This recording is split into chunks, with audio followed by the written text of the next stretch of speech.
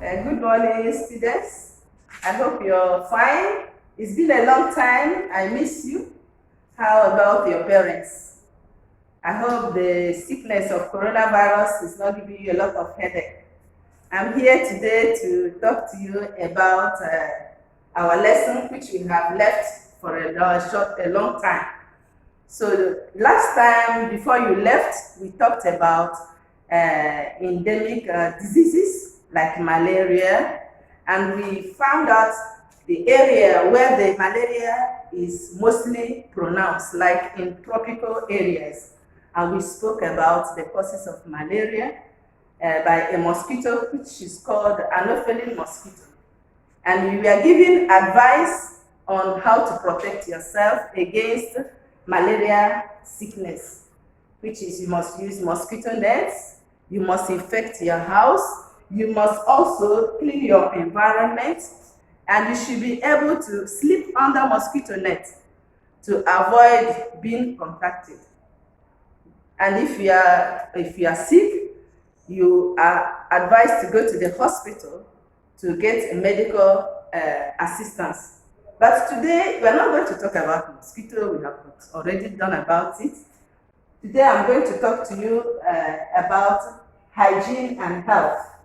And you know, this is our lesson. We have done lesson 1, lesson 2, and today is lesson 3, which is AIDS. So, in our lesson of today, we are going to talk first about the learning context, which is AIDS stands for Acquired Immune Deficiency Syndrome. We have already talked a little bit about it before. So today we are going to explain to you exactly what the sickness is all about. So this sickness is gotten by a virus which we call HIV. HIV, which stands for Human Immunodeficiency Virus. And how does this virus get into our body? It destroys our immune system, and when the virus is already inside our blood, now the sickness will cause the sickness which we call AIDS. So it is contaminated through sexual intercourse, when a girl sleeps with a boy, when a boy sleeps with a girl, or otherwise, or parents without protecting themselves. So if the person is already contaminated and you sleep with the person, automatically you will get what we call the sickness, the AIDS. So the mothers also can infect their babies. How?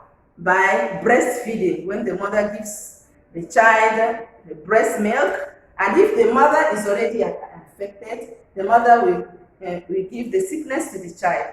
So you are asked to be very, very careful as students, because this sickness has no cure.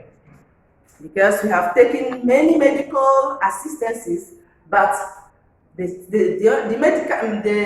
medicine can only weaken the virus, but it cannot cure the sickness. It can weaken the virus and makes it unstable so that it can no longer develop in your system. That is why we said that there is no medicine for that. So the medicine is just to calm the sickness, the virus. So we're now going to the next step, which is input phase 1. Some vocabularies, some words we can find from the text given to you or from the learning context. The first one is AIDS. I've already said it right from the beginning. AIDS is an infectious disease. It stands for Acquired Immune Deficiency Syndrome. Okay? So now, HIV is a virus that causes AIDS. So this HIV is known as the Human Immunodeficiency Virus. So it is a virus that enters into the blood of the person and causes the AIDS, the sickness. So the next word in our vocabulary content is causes. So causes here is what is the element or the things that brings about the sickness, which is AIDS. So causes means they are the things that bring or give AIDS. So sexual intercourse, for example, as I said, sleeping with a contaminated person, sexual intercourse, using infected objects like a needle. When you go to the hospital, they give you a needle, on the needle. When you use infected needle without being sterilized, the needle, because the blood has been, the needle has touched the blood of the infected person, so the needle will cause AIDS, will give you virus. We also have blood transfusion. Blood transfusion, like people who suffer from anemia. Anemia, when you are giving the blood of the infected person, then automatically you will get the sickness. The virus will enter into your body. The next word we have in our vocabulary is avoid. Avoid is prevention, prevent. Okay? This is to prevent from. Prevent, what can we do to prevent ourselves from getting the sickness or to avoid? The next one is to catch. Catch is to have or to be affected by the sickness. So that is what we call catch. So if you catch the sickness, you have been affected by the sickness. Okay? So we've just finished our input phase number 1. Now we go into grammar. Students, I know you like grammar too much, and you are always happy when we talk about grammar. So in your class, I made mention of what we should do and what we shouldn't do, and I felt that some students have not already mastered the grammar, the expression with should or shouldn't. So I've come back to you today to explain to you again on the use of should and shouldn't. So should expresses an advice. You know, we also did in the class, it can also express obligations. It can also express opinions of somebody about something. So should here, I have chosen the aspect of advice because we have already done the other ones. So the first example we have here is I should copy my lesson. Should. Every student should copy his lesson. This is almost an advice, and at the same time it is an obligation. Here, students should avoid early pregnancy. You know, you are a student, you are in the class, you don't need to be, you are still going to school, you are a student, and if you get pregnancy, it will be very difficult for you to continue your studies. It will disturb your studies. So early pregnancy, girls in our schools, it is not good.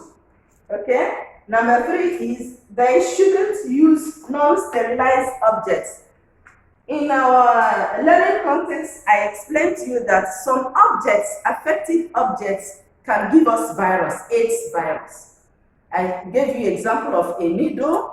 I gave you example of a string. A string, when you go to the hospital, the string, they used to give you injection.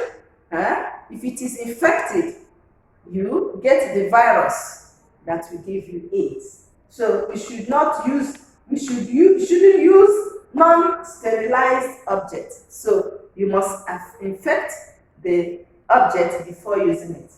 So now, students, I hope you have understood what I said from the learning context, from the vocabularies, and now from grammar aspects of it. I think I am coming to activation phase, which is giving you just 2 exercises to do. In the first exercise, you are asked to write true or false. Vrai ou faux. So you are asked to write true or false. You can catch AIDS in a public swimming pool. When you go to swim, can you get AIDS? You write true or false. The second one, You can catch AIDS from insect bite. If mosquito bites you or the termites bites you, can you get AIDS? If it is true, you write true. If it is false, you write false. Okay. Number 3, AIDS means acquired immunodeficiency virus. Is it correct? If it is correct, you write true. If it is not correct, you write false. The last question, but not the least, is you can catch AIDS through sexual intercourse. Is it true or false? Okay. The next activity is activity number 2. Activity number 2. Here you are asked to use should or shouldn't to complete the sentences. The first one is students dash cheat in class. You know what is cheat? We've done it in the class. Are the students allowed to cheat in the class? So you write should or shouldn't. Number 2, we dash contract early pregnancy at school. Early pregnancy at school. Should we contact early pregnancy or should we not contact? Number 3, we dash always use condom during sexual intercourse. Are you supposed to use use condom while doing your sexual intercourse? Are you supposed to use condom or not? Here, I want to give a precise advice here. That you are students, you are not supposed to live your life any way you want it because you still have your future. So here, it's not always good to use condom. You can also practice abstinence. You can also control yourself. You can also do self-mastery. You can also give yourself self-discipline. So it is not always good to have intercourse with condom.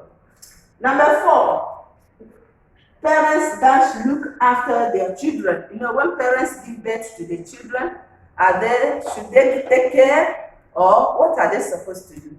So these are the 2 exercises I prepared for you today, and I hope they are not so difficult as usual. So I'll be waiting for your answers in a few minutes time. So take time and go through the lesson and then do my exercises. Thank you very much for listening to me. I'm so happy to talk to you while you're at home and I'm in school. Thank you very much for listening to me. I'll come back to you again for the answers to the exercises I've given to you. Thank you very much. God bless.